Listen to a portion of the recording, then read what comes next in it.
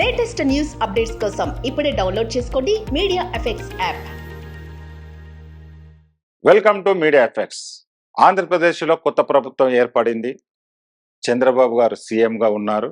పరిపాలనకు సంబంధించిన శాఖలు, మంత్రి పదవులు అందరికీ పనిచేశారు. అందులో ముఖ్యంగా మనకందరికీ నచ్చిన వ్యక్తి పవర్ స్టార్ పవన్ కళ్యాణ్.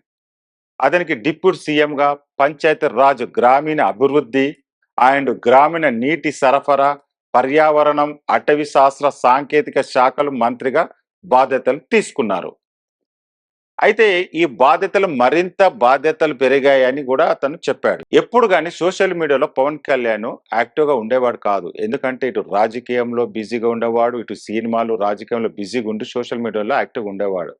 మొదటిసారిగా ఇన్స్టాగ్రామ్ ఓపెన్ చేసి అతను కొన్ని వీడియోలు షేర్ చేశాడు. అవి ఏంటి అంటే అతను బాధ్యతలు తీసుకున్నప్పుడు, ప్లస్ ఫైల్స్ మీద సంతకం చేసినవి, వేద మంత్రాలతో ఆశీర్వచనం తీసుకున్నవి, పూజలు చేసిన వీడియోలు, ప్లస్ అందరు వచ్చి కంగ్రెస్ చెప్పడం, విషెస్ చెప్పే వీడియోలు మొదటిసారిగా ఇన్స్టాగ్రామ్లో పోస్ట్ చేశారు. ఈ వీడియో సోషల్ మీడియాలో వైరల్గా మారింది.